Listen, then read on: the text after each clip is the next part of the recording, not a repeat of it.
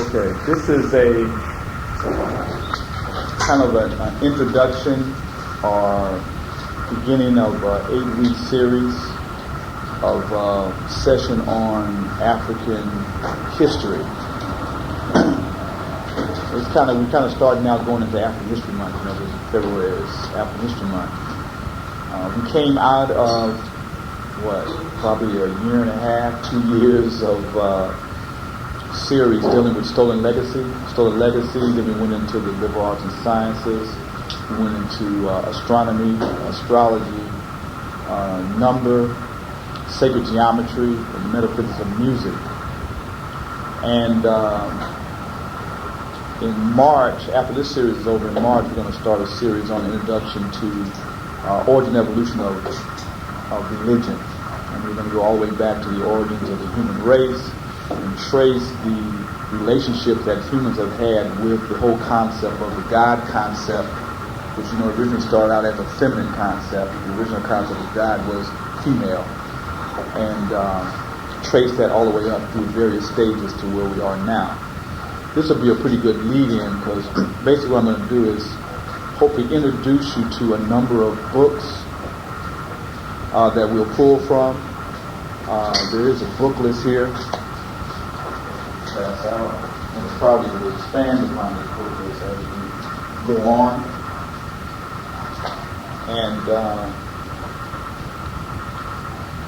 what I'll be doing is mixing together or constantly intermingling or combining or meshing together a lot of these ideas that we're going to be touching on with the material that we've been studying up to this point in time, because all of it is related. The focus, because no way in 8 weeks can we really, get super in-depth in terms of history. So really the focus, one of the key pivotal points on the history is going to be really looking at the difference between the Eurocentric point of view and the African-centric point of view. What are some of the fundamental principles that drive the development of African culture and civilization and society, including economics, family structure, spirituality, religion, technology, art and culture, all these things, and the difference between what some call the northern cradle, in terms of those humans that evolved or developed in the northern hemisphere, which is more the area of around the Caucasus Mountains and the steppes, which was a very cold and frigid area with very little sunlight. And those people who developed in the southern part of the continent or the earth, which was very a temperate zone or tropical zone, and it was based upon heat, sunlight, and the different mentalities, the different personalities that grew out of those different environments. And probably one of the key books that we're going to get into is Pre-Colonial Black Africa by Cheka Anta Diop. If you're not familiar with Diop, Diop is one of the premier, in one sense they call him a multi-genius scientist, linguist, historian, mathematician. In terms of his documentation, really focused on scientific documentation in terms of the antiquity of both not only African civilization, but he also identifies and shows the development of the European civilization. And as we look at this, you will really see how the present societies that operate today are still functioning based upon their original thought form, the original way they looked at life, the original way they looked at the world, is really set the foundation the way that culture and civilization looks at the world today. And so we'll go over that, and then I'm also pulling information out of, and briefly I'll kind of just briefly overview some of these materials. Next week I kind of want to do a capsulization of Introduction to African Civilization by John Jackson, because it'll give you a good kind of what we call exoteric or chronology of history. And one thing that will keep coming up in here, and just kind of read some of the chapters in terms of African origin of man, Ethiopia and the origin of civilization, Egypt and the evolution of civilization. One thing that is really critical, because if you read some of these white scholars, and there's a whole body of information now in trying to give credit to the Kemetic or Egyptian civilization to either extraterrestrials, like some people came from outer space and impart this information to the Africans, or inhabitants of Atlantis, who then migrated in the fall of Atlantis and migrated into the eastern part of Africa, and then also brought that cultural knowledge that was the whole, really, what I want to say, the capstone, the high culture of Egypt or Kemet came out from outside of Egypt or Kemet.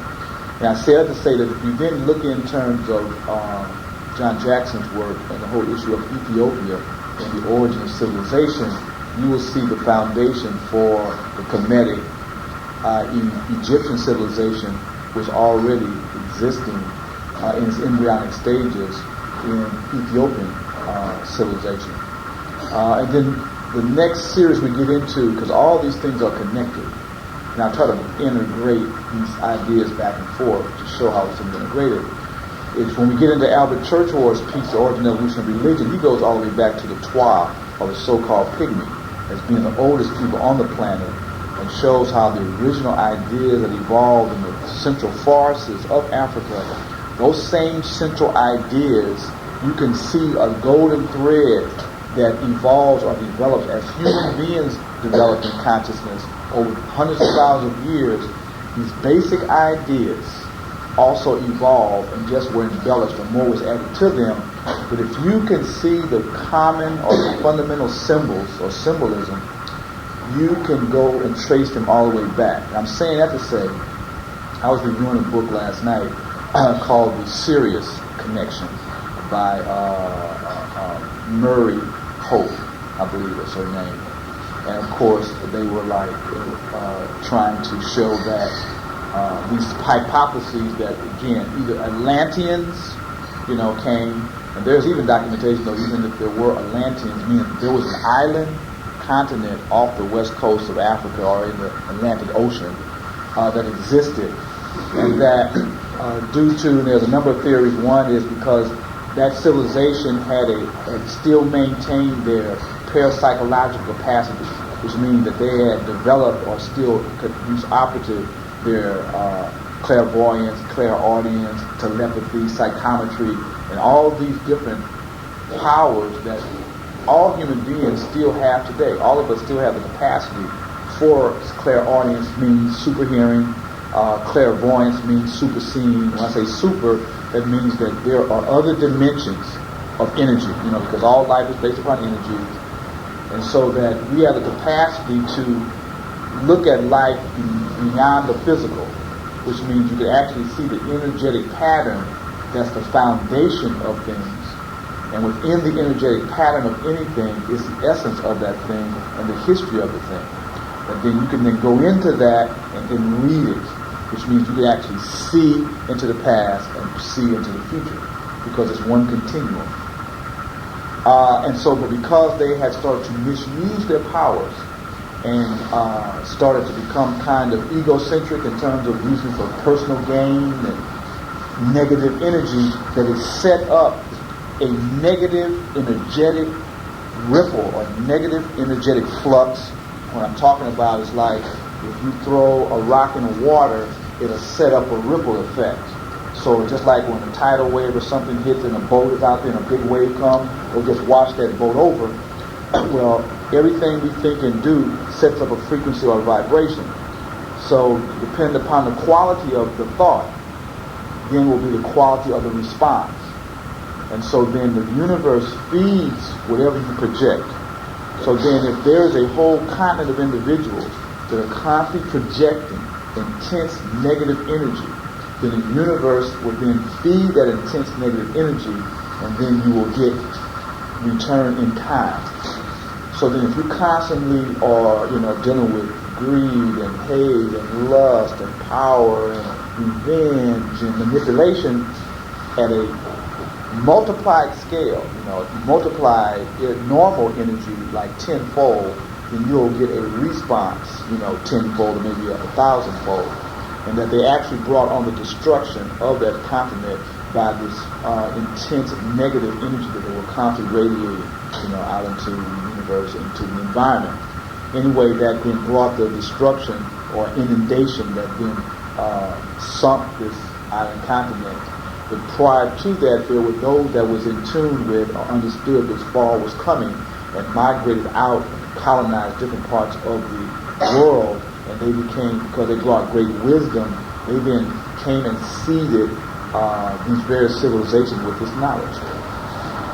But then there's also indication, even if that is, and there's a lot of information talking about that those individuals were still of a dark-skinned people. Where, again, the European is trying to constantly say that black people, African people, could no way develop this level of science, technology. How could these slaves do this kind of thing? And so they're trying to claim that as their own, or discredit it as even being human and make it extraterrestrial. And it's interesting because I also picked up another book called it's about the Pleiadian agenda. And basically it's talking about how there are beings. The Pleiades is a star constellation that is really supposed to be based at the center of the Milky Way galaxy. Our sun is a star, and the planets are circulating around the sun. The sun is a star, so it also is a part of all the other stars. And so the Milky Way galaxy is made up of all these various billions of stars. And then and they're spiraling in the universe, because all solar systems or galaxies spiral, just like all planets spiral, like everything spins. And then the center of the spiral is focused into the Pleiades, which is a cluster of stars, and a star called, I think, Alcyone, Alcycone, is kind of the central star in that cluster of stars. And so anyway, there's this whole, suppose this woman is channeling information from Alcyone, and there's actually a civilization that exists there that's more advanced than the human race. But anyway, the whole thing still kind of constantly takes the human achievements out of the context of the human experience. And then there's also this connection with Sirius. And, now, one thing, I am not discrediting that there is other life in other places in the universe, because I know that there is. But again, they constantly try to divert the achievements and the development of these concepts, ideas from African people. And so anyway, that kind of took me back into reviewing some of the data and the information in terms of the historical foundations of why and where we are today. Anyway, with that, I got into that because I was talking about introduction to African civilization and the whole issue about Ethiopian origin civilization. And if you really get into the study of it, you will see even the precursors or the beginnings of pyramids, which started to be experimented with back in Ethiopian civilization or in Kush. And if you go even further back than that, you really will meet the African woman, because the African woman in the earliest parts of civilization was the inventor or developer of agriculture, of architecture, because the women really dealt with the home. And when we were like moving from location to location, the women were the main ones that built the original structures. So thus they had to get involved in geometry and in various forms of physics and dynamics, just through the experience of doing these things over and over again. And so, and then the other thing about this, though, is as I was going through this, you will see this twin theme that will be duplicated over and over again. And that twin theme, I think I've shared this with a few people, that twin theme was always one, it was intellectual development and the development of knowledge, and the development of production and commerce, which means production and commerce and the development of knowledge and information are always twin elements of any development of civilization or culture.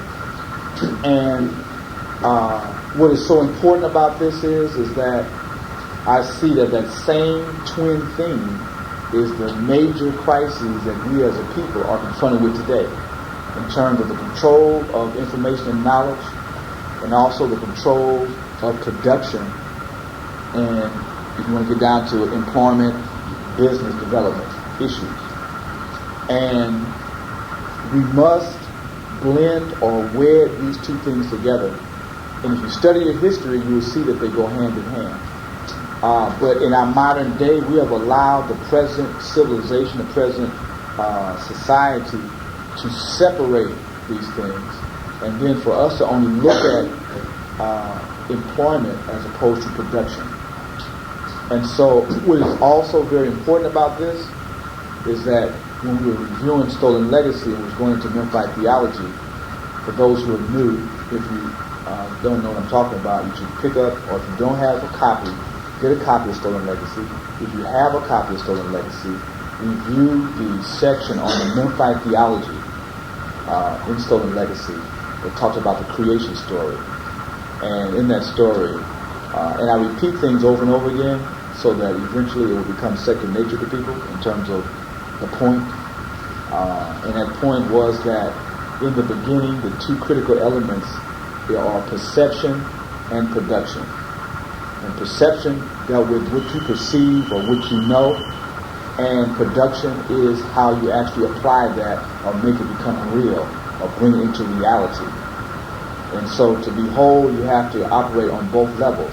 It's not just being able to perceive something, you have to then manifest what you perceive.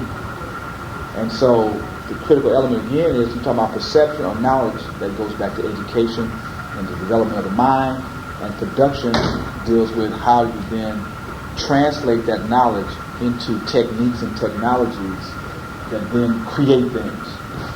And so again, the point of all of this is we are at a crossroads today in terms of African people, that globally the ruling forces, and it was interesting though because in everything that you read there is truth there, but the truth may only be a small part of the truth. And so we have to learn how to take that part of the truth and blend it together to give you a greater insight. I'm saying that to say that as I was reviewing this piece on the, I think it's on the Pleiadian agenda, they termed the oppressive force in the world today as the world management team. And that's really fitting because the world fundamentally is being governed by a world management team. They're a group of, basically the financiers or the super capitalists or the super rich are basically managing world affairs. They manage what you see on television. It was interesting also that even though the woman was channeling something, what I seen was that she was tuning into truths, but she was clothing the truth in her own particular psychological orientation. And so then if we can understand the psychology of a person, we then can get the truth out of what they're saying without getting caught up into their personality.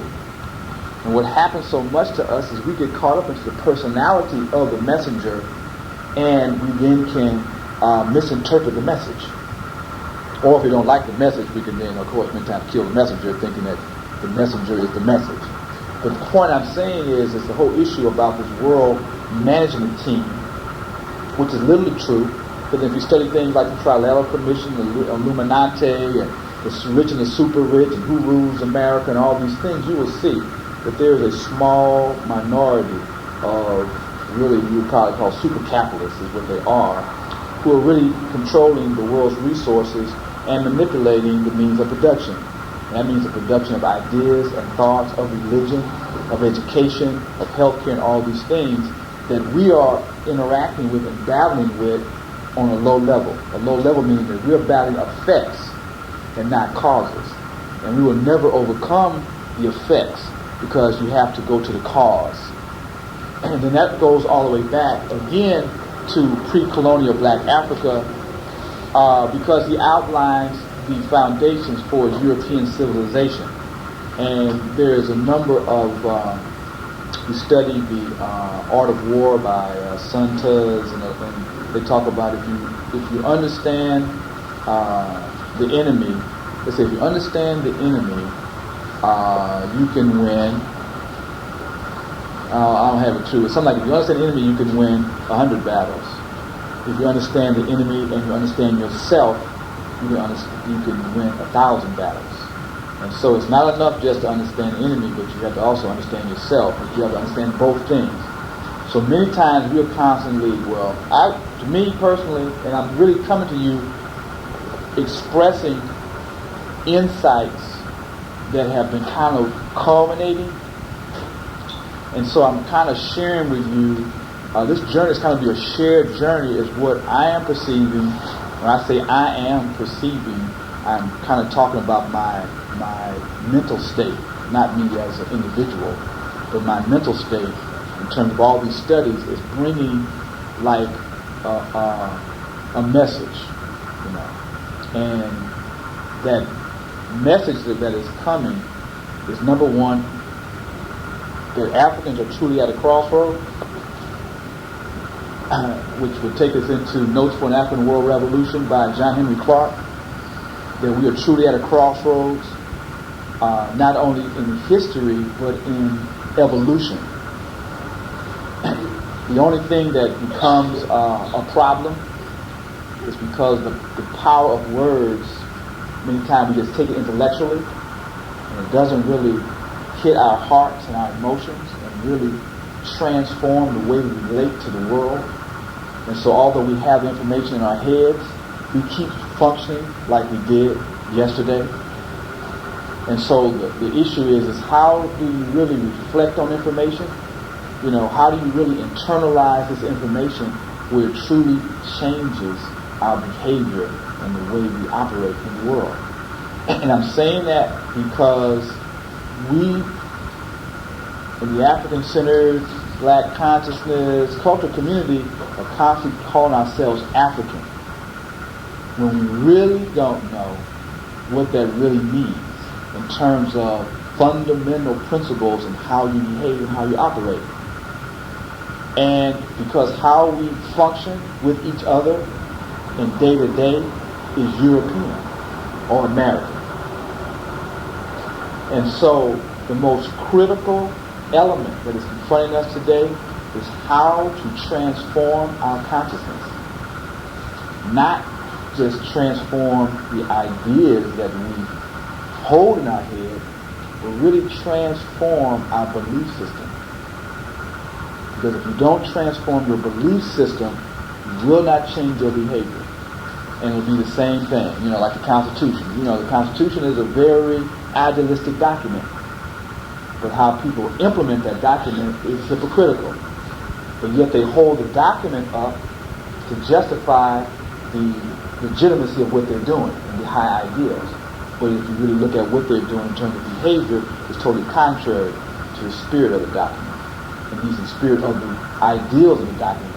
The document itself was really designed for landowners, which were a small minority that first came here at the beginning of the founding of America. So the true spirit of it was to protect the rights of the landowners. If you really go back into pre-colonial Black Africa and look at the formation of the city-states and the development of class divisions, you will see the same structures operative in Greece and Rome that are operative today.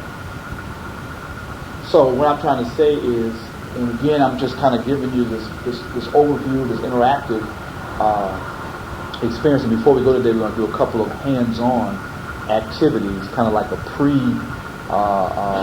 not a test, a pre-exercise as we go into this series. So what I'm saying is African at the Crossroads is not only recognized in terms of how it's being stated historically, but cosmically. in terms of what is happening energetically, is also giving us like handwriting on the wall. But the wall is the environment. And so if we really would read the handwriting on the wall, meaning what is actually going on in our environment, it would tell us what time it really is. But the majority of us are in denial. That means that we are looking at things happening, but psychologically we are denying that it's really that bad. Because if we truly relate to what is really going on, then what are you going to do about it becomes the question. And then the issue of what can I do about it then becomes a seeming monumental futility. It means that what can I do as an individual to overcome this madness that is so globally operating? So it's so overwhelming, then I don't figure I can do anything.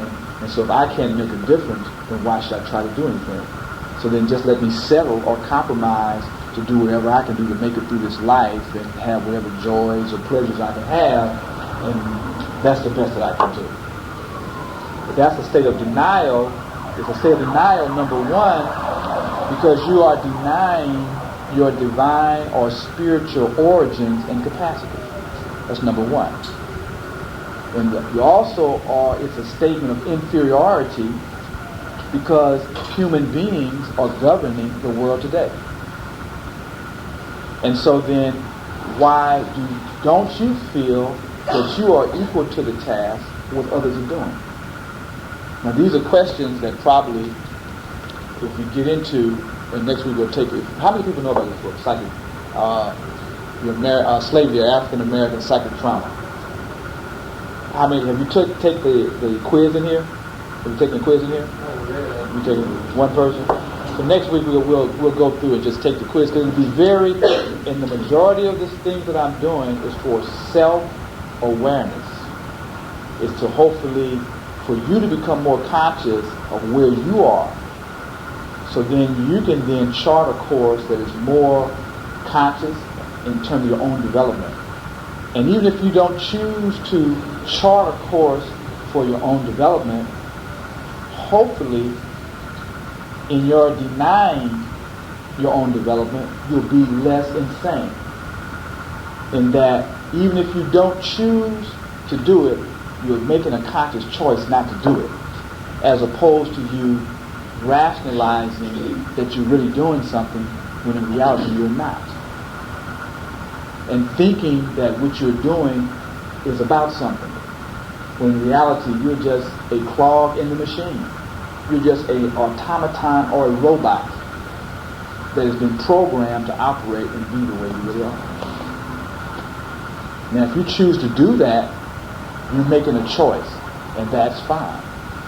But to think that you are have a choice and you really don't because of the level of consciousness, then that is a lot more secure. So anyway, but the point I was raising is the whole issue of denial and the traumatic experiences that have been inflicted consciously on people of color, consciously, and are being consciously perpetuated today. Which means if someone is consciously attacking you, consciously moving to oppress you, to eliminate you, then the only way you're going to get out of it is by consciously resisting, by consciously coming up with plans and activities to neutralize and overcome the activities that you're being subjected to, which then goes into the key thing of plan, in terms of what is the plan. And, I've been articulating on that issue in terms of how African people do not have an agenda, a collective agenda, in terms of how are we going to resolve the problem that we exist in today. Because we are under attack. Literally, figuratively, psychologically, every level, we are under attack. And what is happening, because individuals control information and communication, They then whitewash what is really going on and keep your minds stimulated through glamour, illusion, and trivial things. You just look at what's going on in the media and compare it to what is really going on. If you're studying about what's really going on in the world and you look at what's really being shown in the media, you can really see how they're keeping the minds on trivial activities. One thing, I was talking with a friend of mine who is a researcher out of UCLA and has become an expert in the field of AIDS. And it's interesting how you hear so little these days about AIDS, which would give you an impression that things are getting more under control. And again, psychologically, if there's all this energy about something, it gives you the impression, okay, it's a crisis, a situation, and if that energy starts to wane, just psychologically, without even anybody saying anything, you will get the impression that things are decreasing or getting less of a crisis or less traumatic. When in actuality, the AIDS rates are diminishing in the white community, but they're accelerating tremendously in the black community. And the black female is like becoming the greatest victim, which means the black family. Because the woman or the female is the carrier of culture. And so if you want to understand whatever level your culture is, look at the condition of the woman and you'll understand the condition of that people. And so, and then the level of AIDS in terms of how it is multiplying on the continent is even more mind-boggling. I mean, to the degree that you're talking about major areas being wiped out after the turn of the century, if the trend continues to go the way it is. And I'm raising these questions because, one, we are operating like it's just a trend. You got inflation, then you got prosperity, prices are up, prices are down, and so things are going to get better. Things are not going to get better for the majority of people because the small body of super capitalists, or the nature of capitalism is to hoard and control more and more of the resource. That's the goal. That's the goal. That's the purpose. That's the nature of capitalism. And so, to do that, that means that more and more of the resources have to be controlled by a smaller group of individuals, which means that the majority of people then will have to fend for themselves. If you look and see what's going on in the educational system, you will see that 50% dropout rates in inner city schools, which is where the majority of black kids are. But those kids that are graduating are usually acculturated in terms of their thinking or their minds, to where they then become productive members of the ruling class to help perpetuate the impression of the society on the other people. And so then, again, I'm just giving you these scenarios because the trend is not, some miracle is not going to happen. Jesus or Savior is not going to come out of the sky and just turn everything around. And again, through the religion, they again start to perpetuate these images that because people do not critically analyze what's really being said, people just accept it. Because again, the acceptance is because people are in a state of denial. So then to perpetuate your condition, you want to accept these rationalizations of these illusions, because it then keeps you in your comfort zone, because otherwise you have to stand up and really confront these conditions. And so psychic trauma, also we'll look at some of the ideas that is in Who Betrayed the African World Revolution, which is a series of speeches by John Henry Clark. And basically he, in this piece, really traces how up until the 19th century, Africans and black people were still centered and focused on their African culture and their African heritage and their understanding that our struggle is an African struggle and no one but ourselves, and of course any, I want to say any, what's the word I'm looking for, someone that is sympathetic to your cause, which you never rule that out, but the bottom line is that after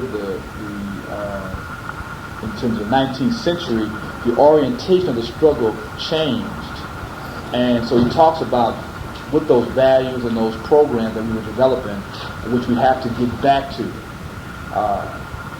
So he's really talking about a world African revolution. It seems today that as African people, we have become very squeamish and very afraid to deal with the term revolution. Although you'll have Newt Gingrich, who would talk about who would talk about a revolution. But black folks, African people, at this point in time, can't articulate the words. First of all, because we've crystallized in our mind that revolution means armed warfare. That to do it, you got to put on combat boots and that old format. And that is not the real revolution. Although anything you develop, you got to develop capacity to protect it, or somebody's going to take it from you.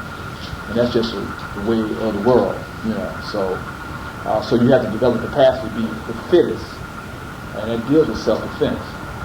But the point is that if we don't define the situation in its appropriate form, we won't develop the appropriate solution to it. And so he documents both in this piece and in the African World Revolution, African at the Crossroads, that the solution to our problem lies in our own historical memory and our own historical ways or methods, which most of us do not understand, let alone apply. So that goes back to the original statement, going into pre-colonial black Africa and civilizational barbarism, because Diop outlines what were those principles and those values that we held, that was the foundation of our civilization. And so then this piece, Yorugu, an African-centered critique of European cultural thought and behavior by Marimbi Ani. Basically, she's a social scientist and historian who really did an analysis of the European mind. And again, we'll pull different points out of this. But the key is to really, again, understand the enemy and how the enemy thinks and the nature of the enemy, because then you can understand what's going on to you. And also you help to understand why we are the way we are, because we have been miseducated by the enemy and have actually taken on this foreign culture as our way. Although we may have it's a mutation of the pure form, just like bubonics. The whole thing about bubonics, you can look at that relative to our family structures, you know, the way we deal with economics. All those things is the same thing. It's a derivation, or it's really a derivation of our oppression. So it's not a pure form, but we're still doing it in reference to the European standard. So we're still being measured relative to the European standard. Until we develop our measurement on our own standards, we will never be free. And so this is a critical element. And then, yes. That book, for example, I got here. Right. That book reminds me a lot like Civilization of Barbarism, because there's the scientific aspect of, when you look at Diop's book, Civilization of Barbarism, it really deals with the science on a real scholarly level, very scholarly level. We had to read it as a group, just like Soul and Legacy. But this book is on a philosophical level where you try to read it as you know, like you got in your hand, and you revert back and forth to Swahili terms, so you have to keep going back to the glossary. It's a real book that we need to read together as a group. I need to read this book somewhere. I talked about the Rams and Moses, and we've all had a hard time passing through this book. Mm-hmm. And he said it's really a difficult book, and I just always wanted to read this book to somebody. I was hoping we did this book one day. It's that kind of book. All right. Challenge. Oh yeah. Well, challenge is the foundation for growth and development. If you don't have a challenge, you don't grow. So anytime you see a challenge, then just, even though they still be uncomfortable, as you are, I guess, frowning inside, you have to also be smiling, because you know if you deal with it, you're going to be growing. But anyway, sure. I mean, there's so much that we need to be doing. I mean, see, that's why we need to have, as Chancellor William talked about in the Rebirth of African Civilization, we need to have an African university. Where if we had an African standard, then we could build a civilization and a world and communities based upon our own standards, which means we could spend the majority of our time dealing with our own information and knowledge. But now we have to do it side time, or part time, as opposed to just like being a part-time youth. We're part-time black. Because we spend the majority of our time conforming to the white standard. Either you're working on a job, most of the jobs we're working at are really, if we had our choice, we would not be working these jobs.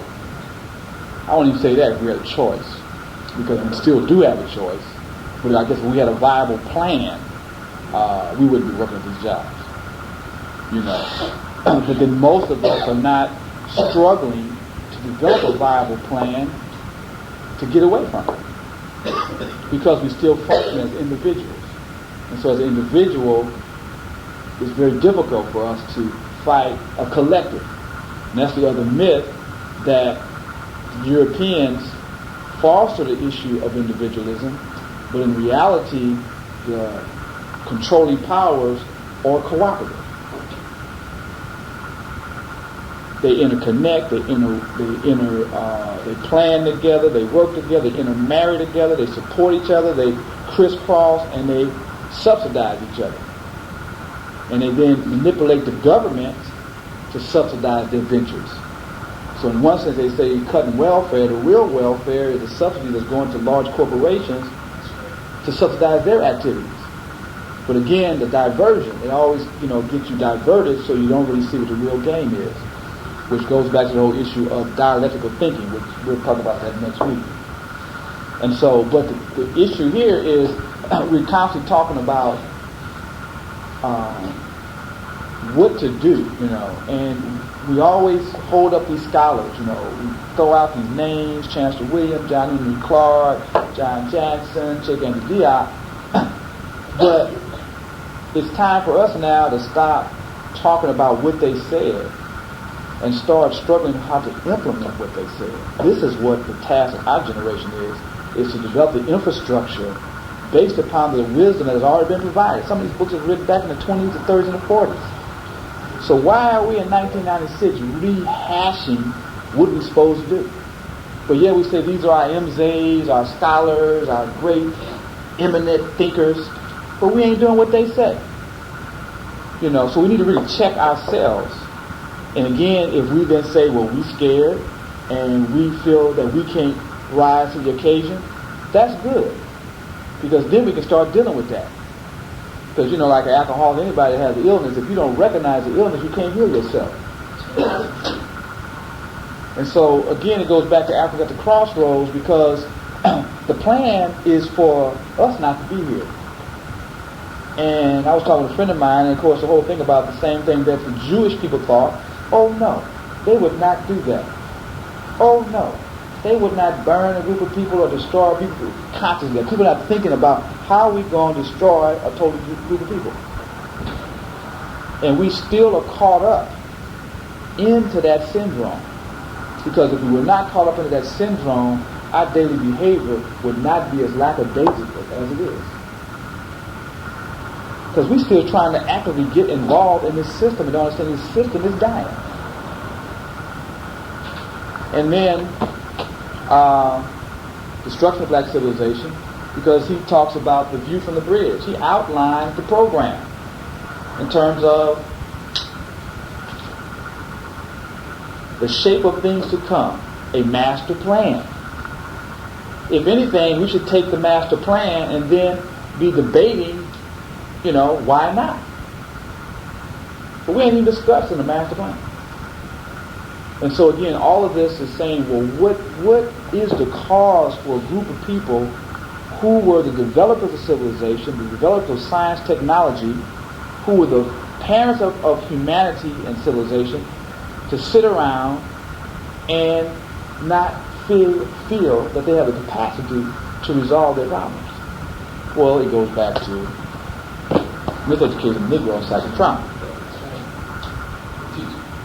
So then, the other piece that's coming out of this is a book called The Aquarian Conspiracy, Personal Social Transformation in the 1980s, which is interesting because now this is the book that was put together. Marilyn Ferguson is a researcher. She does two newsletters. Well, she was doing two newsletters. One was called the Mind Brain newsletter, where she was doing and covering all the latest research on mind and brain research in terms of things dealing with consciousness and how the brain works and neurology and all these various things that were being studied all over the world a number of times. Is that she actually shows that we are in this shift in consciousness, and how this shift in consciousness is manifesting or reflecting itself all over the planet in various ways. And she starts to document the different or changing paradigm. Paradigm is pattern, right? The pattern that people think in. Well, this paradigm shift or the shifting in the way the mind thinks and perceives has patterns to it. So she's documenting what that change is going. And she has a whole section in here on power, healing, education, knowledge. It's a really great piece on the crossover, talking about how people are going through these various changes in their personal lives. And what's so important about this is most of us are experiencing aspects of this paradigm shift. But because it's not being discussed, because it's not openly being articulated, we are not conscious or aware of what is really going on. So thusly, many times we resist or fear the changes that are trying to come out of ourselves, because we are still locked into the old way of thinking, the old way of seeing, the old way of believing. And so it's important for you and us to understand what time it is, so that you can then move in the most appropriate way. And then that takes me back to an article. I wrote some articles in the Knowledge Blog. This is from April of '96. This is on Pluto, Lord of Transformation and Rebirth. And basically what I start to document is how, because Pluto has a, I think, 280 plus year cycle. It really stays into a sign roughly about 20 plus years. But because the cycle is elliptic, it's not even. It's not just 20, 20, 20. It might be 14, it might be 24. But the point is, and I don't want to spend too much time on it, but the point is I have some extra copies here. So if you don't have the issue, get the issue and read the issue, because it's interesting. Because when you start to study certain types of information, what you start to do is you start to attune your mind or your consciousness to a certain level of thinking. And what happens is then your mind starts by tuning in to that kind of level or area of thinking. It's like adjusting the knob on a radio or the knob on the television to a channel, which is nothing but a certain frequency. And so then whatever then is operating at that frequency, is you're able to pick it up. And so things start to come to your mind or your consciousness. And see, ideas also are energy. So when you hold certain ideas in your mind or in your consciousness, other things that are equivalent to or the same level as those ideas also then to interact with your mind, because your mind is starting to function or vibrate or operate at that level. That can be at a lower level or a higher level. Because, you can get very creative on the dark side. This, what I'm saying? You can get in, like, say if you get mad at somebody, and you get into being mad at that person, your imagination can come up with some real fiendish things you like to do to that person. Now, if you don't have a moral structure that kind of neutralizes that, you can do some real crazy things. And if you get mad enough, you can go off and do some real crazy things in the moment that you may regret after that point that you lose control. The point I'm saying is that it's a law that operates not just on a higher, but at any level.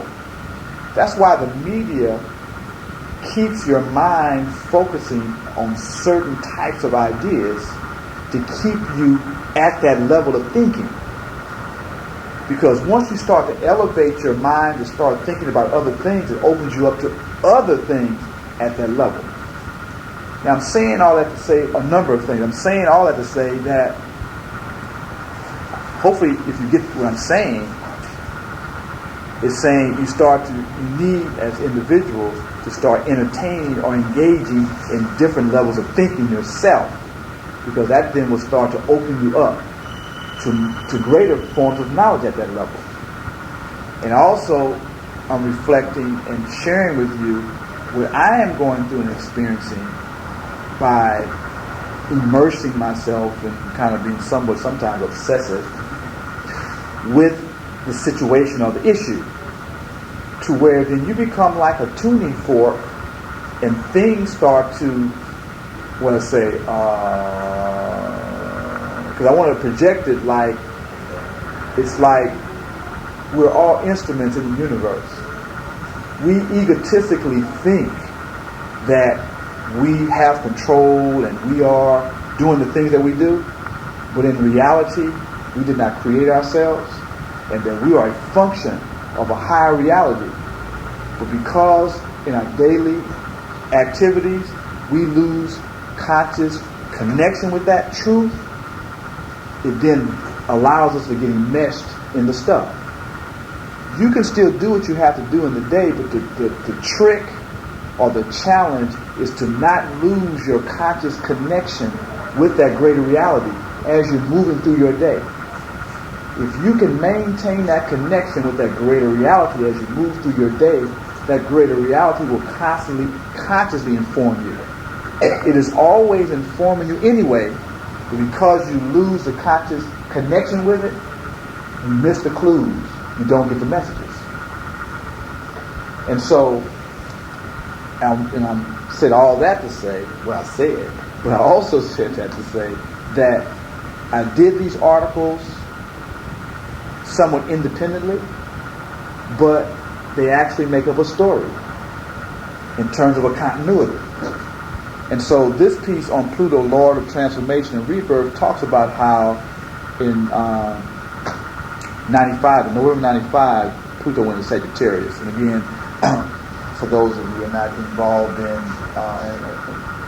the symbolism, should have came to the prior classes or pick up the series on astronomy and astrology. But basically what I'm saying is, astronomy or astrology is talking about cosmic environment. And all created things take form in reflection of the environment, because the environment provides the substance or the material that spirit uses to create out of. And so we even talked about that when we talked about harmony and how things, disease, and what is it? I want to say the antidote, all reside within the environment and are a function of the environment. So if you take it to a greater level, because everything is energy, as we move through these cosmic environments, the change in the environment changes the energy field. And we're nothing but energy. So as the energy field changes, we're stimulated differently. And so our organism responds to this change in trying to align itself with that. And with the session, again, and for those who may have just came in some of this, you may not get all the connections, because I guess when we ended up the last series, we ended up talking about melanin. And the melanin is the substance, which is a molecular substance that gives us our dark skin tone, but it is only one form of melanin. Melanin is also a molecule that also organizes energy in the human organism and causes and directs for other molecules to construct themselves in different forms to create the various organs and muscles and cells in the body. And but melanin, or that molecule or that substance, is sensitive to both photon and phonon, or light and sound. So now if we're traveling through the universe and you get into and sound and light is nothing but frequency or vibration. So melanin has the capacity to absorb radiation and then to release energy in such a way that it causes for the living organism to alter itself to maintain harmony or balance with its environment. Which then, if we follow that trend, as we move into a different cosmic environment, the radiation levels, the stimulation level alters, the frequency level alters. We then absorb that different frequency and then are stimulated to reharmonize ourselves physically and psychologically with the new environment. And so then, but I won't say the capstone, but the mind or the brain, the human organism is the only organism that has free will, which means you have the will to choose the right way and the wrong way. And so because of the way we are conditioned by society, it then determines how we respond to stimulation. And so then if our minds have become captive to a particular way of looking at the world, as we change and move through the universe, and the universe is calling on us to change ourselves so that we can evolve and grow and develop. But as we get that stimulation, the way our minds register it and respond to it is a direct function of how we've been conditioned. So as we move into this greater stimulation and our organism is stimulated to do more, the way we're going to do more is going to be a direct function of the choices we believe we have. So then if we feel inferior, if we feel trapped, if we feel alienated, if we feel dispossessed, frustrated, then our creativity is going to express itself at that level. But if we feel empowered, if we feel liberated, if we feel knowledgeable, if we feel conscious, then our creativity will express itself at that level. Now, so I'm back to try to give you some background. So now, from 1995 to 2010, this particular cycle is in Sagittarius. And Sagittarius represents that part of a cycle that deals with higher consciousness, philosophy, religion, law. When it says law or philosophy, it's not talking about the relative philosophy, like your philosophy is relative. Right? Your philosophy is relative. Your philosophy of life is relative to how you see things. But there is a universal truth. Now, based upon your experience, is going to determine your relativity. So if you've been conditioned in all this crazy thinking, then your philosophy is going to be a reflection of that. And so, but Sagittarius deals with going back to the fundamentals or the foundation of things. And so from 1995 to 2010, this particular celestial or environment will be stimulating the issues of higher education, philosophy, global culture, foreign affairs, the nature of law, also the issue of religion. Now, just observe what's going on in those fields of activity. You have a major transformation that are going on in higher education, religious issues, And don't just look at the United States, but look at what's happening globally. Because a lot of these things are happening at an even more fanatical and obsessive level outside the United States. You look at these different fratricidal wars, different, what's going on in Sudan. You have in Islam and Christianity fighting each other, but really in the backdrop of perpetuating or initiating inhumanity to man because of the way they're perceiving or operating with each other. And then you got Bosnia, again, this whole conflict that they're using a religious philosophy as a justification for really dealing with some cultural things. And so the point I'm saying is, but the critical issue of this period of time is vision. What is the vision? And so you're going to have forces that are, and if you look at what's happening in the media, you look at what's happening in the cinema, what type of vision is being projected for the future? Just start registering what are the major themes and ideas that's being projected in the media, in the visual arts. What's the theme that's running through this? And then and the critical question, what brought me here is what is our vision of the future? How do we even see ourselves going into the 21st century?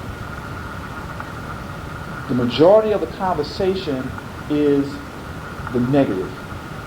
We're like putting lower and lower down on the literacy, lack of technological knowledge, lack of control. All these negative images is like being promoted, but you don't see a positive side on a dominant field in terms of a humanistic resolution to the problem. Because it does exist anyway.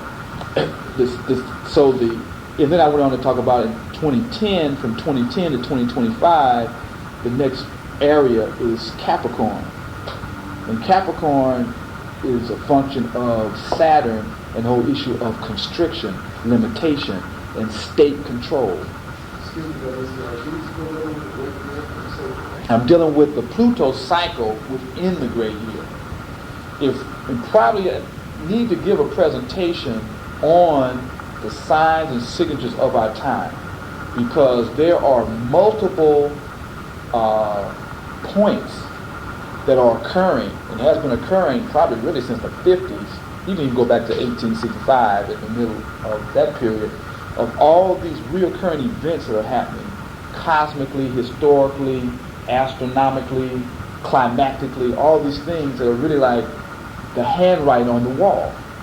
But because we do not have the keys or the code to decipher what the handwriting is saying, we then are misinterpreting. Really, we're relying on the educators, the religious people, or whatever, to interpret what's going on. No, I'm talking about major global catastrophes that are not going to stop. I'm talking, because any time you have a changeover from one age to another, it's the same as the transition from a mother giving birth. Because you're talking about the earth is giving birth to another way. So when people talk about the end of the world, it is the end of the world as we know it. But again, they have you thinking that the end of the world means the end of the physical world, as opposed to the end of a certain level of consciousness, which is the end of the world as we know it. End of an age, end of a world. I mean, all those mean the same thing. So I'm saying we're at the transition period from the end of one thing, and the end of anything is the beginning of something else. So then, and for something else to be created, something else has to die. Because you can't have two things occupying the same space at the same time. And so what I'm saying is that because we are at this particular time in history, you have a number of occurrences that are going on that are accentuating or magnifying the situation. So anyway, So when you said, am I talking about a great, yeah, I'm talking about the great age and where we are, but I'm also talking about the sub-cycle or the smaller cycle that are occurring within the bigger cycle. And so I'm talking about Pluto's cycle. But see, all this stuff is happening in the context of this greater cycle. And so in 2025, and I'm saying this because I'm talking about giving a kind of a backdrop that this drama is occurring on. And so if you understand what the nature of the drama is, you can choose a part to play. You're going to play a part. But will you choose a part to play will be in the best interest for the greater good? Or will you just be like a puppet being manipulated? And so the point I'm saying is like we're going through a phase now of visioning, philosophy, worldview. And just be observant in terms of the dominant themes are going to be dealing with that whole issue of this clash of worldviews. And so 2010 to 2025 is dealing with control and also restriction. So then my projection is that because Sagittarius also deals with religious fundamentalism and it also deals with self-righteousness. And you look at the themes in terms of people, especially these religious orders, are becoming more and more going back to the fundamentals, the fundamentalists, and they're becoming less and less tolerant of other people's points of views because they're saying that their way is the right way, which then means that the other people's way is the wrong way, as opposed to it being a different way. So we get into this heavy conflict about right and wrong, and that our way is the right way. And so that's going to precipitate that those then who do not agree with the right way are then going to be constricted or locked down. And so we're going to be moving more and more to a more and more constricted and limiting situation in terms of the majority. Within that, you're going to have a whole other creative element, but that's something else. I'm talking about the majority. And so from 2010 to 2025 is going to be this major period of restriction, which could, and then if you understand the nature of capitalism, what is the final stage of capitalism? Monopoly and fascism. Fascism is the ultimate level of capitalism. But see, they're going to have you thinking of looking at fascism like Nazi Germany, you know, marching in boots down the street, although, look at our community. What's in our community? We got stormtroopers in our community. You look at them police. Them police is big, 6'6", look like, you know, corn-fed, right out of the Marine Corps type mentality. Dressed in black, combat boots, military-minded, inhumane automatons to protect the capitalist interests. But because they create these images, you tend to, and we tend to, if it don't fit this picture that they play, external picture, we think it ain't happening. The whole issue about 1984 and Big Brother is here right today. In terms of the whole issue of anything you do in terms of electronically is moving into a central database, and they got your whole profile, know where you've been, what you've been doing, and all these kinds of things. But again, the critical issue is we are not observing these events in the context of a greater drama. We are looking at these things individually.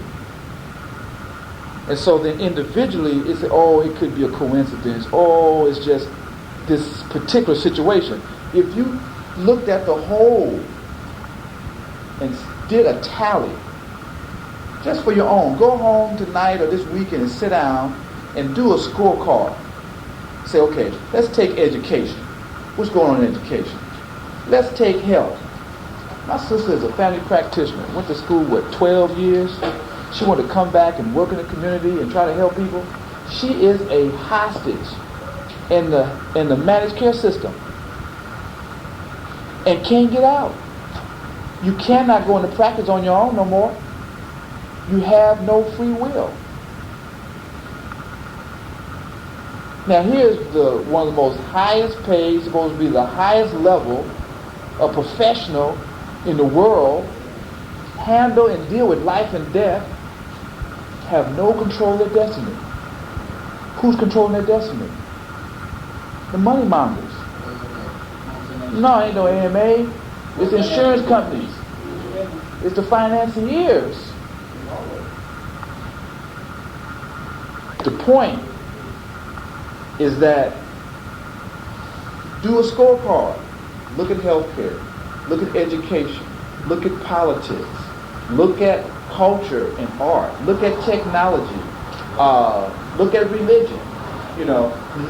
Look at law. What's happening with the legal stuff. And then most of us, because we do not deal with the in-depth analysis of things, they're passing thousands of laws that's inhibiting our freedoms and chipping away more and more and more. We're going to turn around and it's going to be 2010 and it's going to be fascism.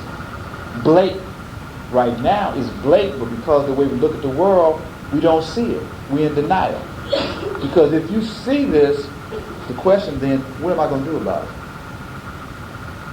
And it goes back to notes for an African world revolution.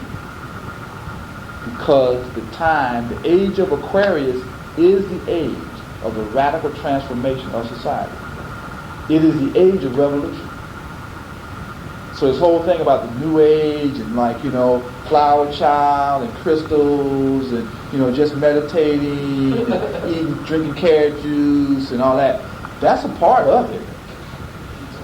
But that ain't what it's really all about. I mean, that's kind of a glimpse of what eventually we got to get to. But to get there, you're going to have to go through blood, fire, and brimstone to get there.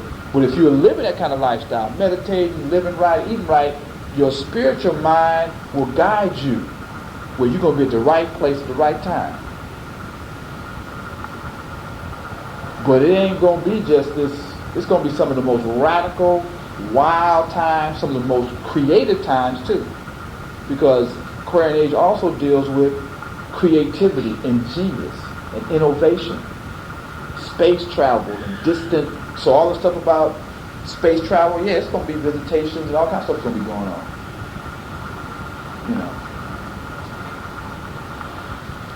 But the point I was raising was all those things I said, here. But I was trying to show that the motivation for going here is we have to go back and revisit and understand our origins. We have to go back and understand what was our original way of existing pre-colonial Black Africa, pre-Europeans. If we do not go back and re-immerse ourselves in our original ways of viewing the world, our original principles, philosophies, our social orders, and then we're going to have to take those prime principles and adapt them for the 21st century. We ain't going to go back and live in huts and go back and live, although there may be some individuals who do go back and live simply. Because there's a whole field of research that needs to really be seriously understood, and that's the field of sustainable development. And I'm going to try my last presentation to do a presentation on sustainable development. And for those who don't know what sustainable development, it's kind of an outgrowth of the ecological movement, but it's not fragmented in terms of just trying to save owls, just save trees, just save whales. It's really looking at whole systems. And a truly sustainable society is how can human beings live in harmony with their selves and their environment to where it is sustainable. That means that when you pass from here, you leave the world just as good as or in better shape than when you inherited it. But now what is happening, we're leaving the world in worse shape than when we inherited it. So that those that come after us have less resources and a more toxic and disease-ridden society and planet. And if you really get into the research, we have already reached saturation point. That means that the planet has absorbed as much toxic waste as it can absorb and reprocess. So now it's just like if you get a sponge, and originally a sponge can soak up water and you squeeze it out and keep soaking up water. If you just keep running water on that sponge, pretty soon it can't soak no more water up and the water's going to start running everywhere. That's what's happening to the planet and our ecosystem. And I can, again, it all goes back to a philosophy and a worldview that goes back to how the European people evolved and how their psychology developed. It was really their expression of the human race, or how we became mutated as that species or that branch. And because of the environment of scarcity and nomadic dog-eat-dog environment, developed a culture and a worldview based upon those principles. And then when we came back down and started to conquer the known world, we instituted that same mentality, which is the foundation of the modern world, which then is the foundation for our miseducation. And so, what else? So anyway, and then out of that, Does that book go through the Northern and Southern pre-colonial Black Africa? Yes. Yes. So we're going to get into that. Because you will just see so clearly why things are the way they are. And you will also see very clearly that the solution to your problems and our problems cannot come from a European mindset. It's contrary to their nature. But again, because of our miseducation, we still, we're all human beings. That's true. But what is a human being? A human being is an animal with a mind, and the mind is a conditioned organism.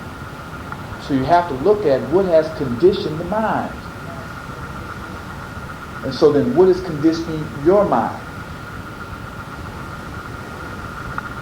So anyway, and that will hopefully lead us to a conclusion that, number one, we need to understand the basic principles of African civilization. And I guess what I'm going to end up with and review is some of the basic natures between the Eurocentric perspective and the Afrocentric perspective.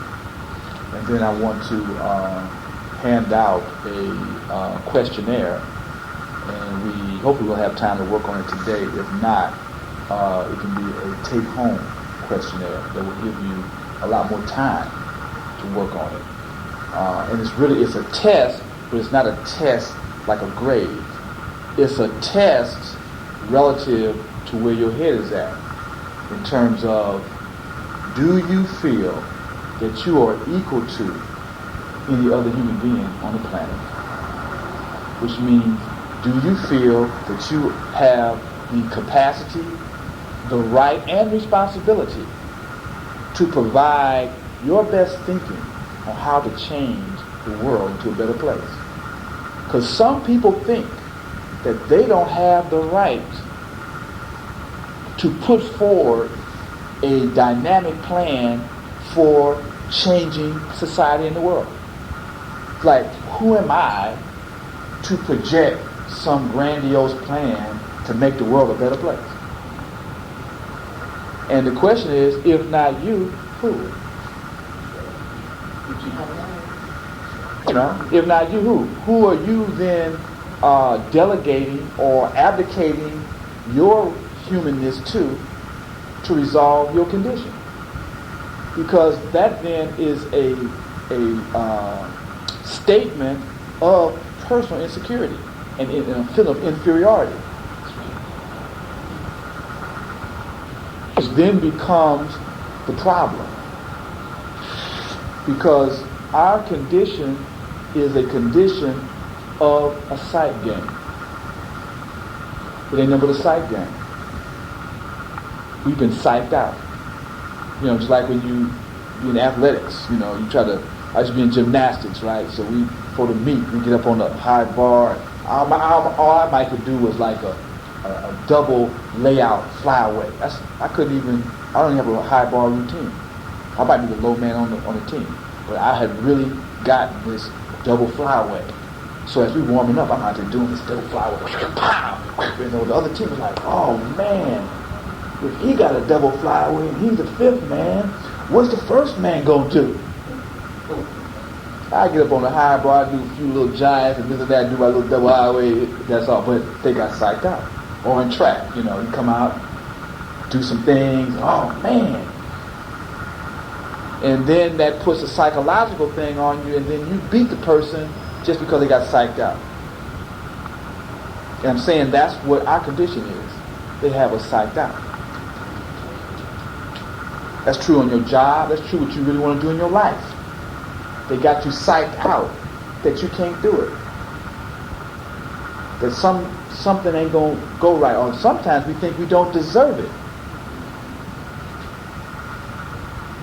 So that creates a psychological trap that keeps you from achieving your highest capacity. It's all in the mind. So I'm going to review this piece in here. And then I'm going to hand out. And again, let me read something before I go here. Because basically today, I was like, first of all, there's no way in between class I'm going to be able to read all this material. But I've been through a lot of it, and there's magnificence here. The solution of our problem is here in terms of the answers, in terms of what we should be doing. So I want to bring some of those points out and also kind of put together a book list of some essential pieces that we need to be addressing. But then a friend of mine was telling me, and again, I'm also today sharing with you me, because I'm an extension of you. Because we're in this situation together. So it's not like I'm just up here teaching the class, and I'm not teaching the class, everybody go to bed. Well, it ain't even about that. It's about how can we get together to really create a better community, a better world, both in terms of your individual self, in terms of your family, in terms of our community, in terms of the world. You know, how can we really, that is the issue. Because you have individuals who are constantly working on how to keep people enslaved, keep people in disease, to keep people oppressed. This is like a 24/7 job that they're doing. And so where is the African Strategic Command? Does anybody know where it is? Can you go join up? You know, or are we preparing ourselves so we can go join and become an effective member of that order, that group, that movement? You know, are we going to school to gain skills to really build this particular world?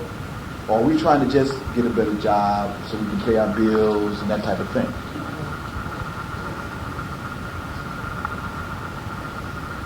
Critical. So I was saying, it said, read this whole thing. It says, at History and Culture Committee, because Thursday night is a function of the African Study Group and African Culture Center in Long Beach. We have committees. So Thursday night is the History and Culture Committee's function. And it's an African history series, Pan-Africanism for the Aquarian Age. And this is what I was going to say. Pan-Africanism for the Aquarian Age. When I changed, it said Pan-Africanism for the 21st century. Because people can grasp or relate to the 21st century more than the Aquarian Age. Okay. So I say I modified that. That's for better consumption, and hopefully people can, again, grasp it better. It's Africans at the crossroads. In order for American Africans, this is a critical change. There was a sister at Drew. I work at Drew in my day job. I'm a facilities director. I do capital projects, buildings and master plan. But there was a sister whose working in Allied Health. She went to Tanzania for 9 months to help in terms of health development. So she's somewhat conscious. You know how we go to Africa and we're very idealistic and we're going back home and, you know, ooh. She said she spent the first 2 or 3 weeks crying every day because the level of poverty that our people are subjected to is almost unbearable, especially for us because we are so privileged that little bitty things we take for granted other people do not even have access to. I mean, pencils and paper and, you know, just everyday type things that are just, if we live that way, we think we was like out of it. People are living in abject poverty, you know, walking for miles to get water, got to come back and, you know, she said, so she was working in a healthcare facility. And she said she walked in a healthcare facility, first of all, bare floors, people have beds, people are laying on the floor waiting to get seen by a healthcare professional. And she said, but what was so heart-wrenching for her, they were laying there humbly, waiting for their turn. Where now we go to the hospital, people ranting and raving, you know, cussing, going crazy, some people pulling out guns, shooting people, you know. And so, but the point was, she said the thing she also found out is that she was American. You know, you only find out how American we are until we go and experience how culturated we've become. And so she came back and she started writing her article saying American Africans. Because we are African people. But we are from the American tribe. That American experience, which also has some responsibilities on it because of the skills and the knowledge that we have access to and we have. But anyway, the point, that's where I'm trying to open this series up, sharing with you, because this particular series is just not going to be a lecture presentation.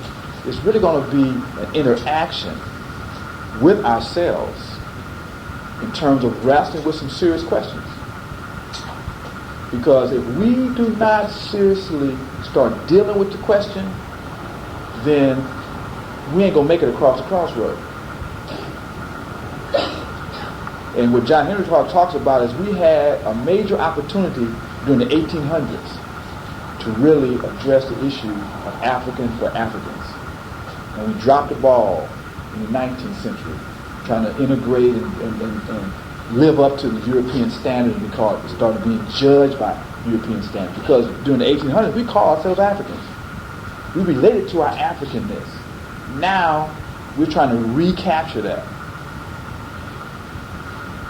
And so he said we have another opportunity, and we're at this crossroads. And my frustration is that how lackadaisical and non-serious, I'm not saying people are not serious, but the level of seriousness is not at the level that we need to be at. Because sometimes when my kids start going off, and you know, I try not to preach to them all the time, because you know, young kids, they're going to do what they have to do. If you preach to them too much, they're going to rebel against the preacher. But sometimes when they start getting a little bit too out there, I just kind of like pull them over and start talking to them real soft and say, I don't tell you this all the time, but we're in a war. We're in a war. And if you were in Vietnam for those, 50-some years, or it might have been 75 years, I don't know how many, 3 or 4 generations, because they was fighting the French and they had to fight the Americans. Generational. And you don't retire. You don't retire. So it's like people, I'm tired, you know. I can't stand it. I can't put up with it. I'm going to do that crazy. What are you talking about? Really, if you really know what's going on, that means you don't know what's really going on. Because it's happening every day, every minute, every day. And so then, I tell them that, and then I go on about my business. But I'm saying that because the level of seriousness is becoming a real issue, especially in terms of the African-centered community. And I think the last article before last was talking about how we're doing a lot of things because we've been doing a lot of things. And it's like busy work. Like sometimes you have a heavy project in front of you, and the project is kind of a heavy project, and you're kind of like apprehensive about it, so you start getting busy. You're messing around cleaning up something, or going through your mail, or straightening up things. That ain't taking you nowhere toward dealing with the problem, but you're busy. So because you're busy, you think you're doing something, but you ain't addressing the problem. And most of us are doing busy work. We aren't addressing the real problems. And so it said, in order for American Africans to realize and fulfill their historical destiny, and see, we have a historical destiny being Africans in America. It is imperative, essential, and critical that a core group become knowledgeable of the African worldview, internalize the principles and processes, and boldly and resolutely institutionalize solutions to the challenges confronting African people personally, locally, regionally, nationally, and internationally. All this must be done in the spirit of global community and world humanism, and be based in the context of a spiritual stewardship of all life forms. That means that we are stewards. That means that we are supposed to be the protectors of life. We're supposed to try to help life grow and not participate in the destruction of life. And I'm flip-flopping in and out to show. I'm talking about. I have 3 daughters. One is 21 in Long Beach State. One is 19. She's at Berkeley. And I have a 16-year-old now that goes to Hamilton Magnet School of Arts. But my 19-year-old from Berkeley, we get some very deep conversations. And so she's a 19-year-old, and she's up in Berkeley, and it's like no person's land, in terms of the consciousness of where it was really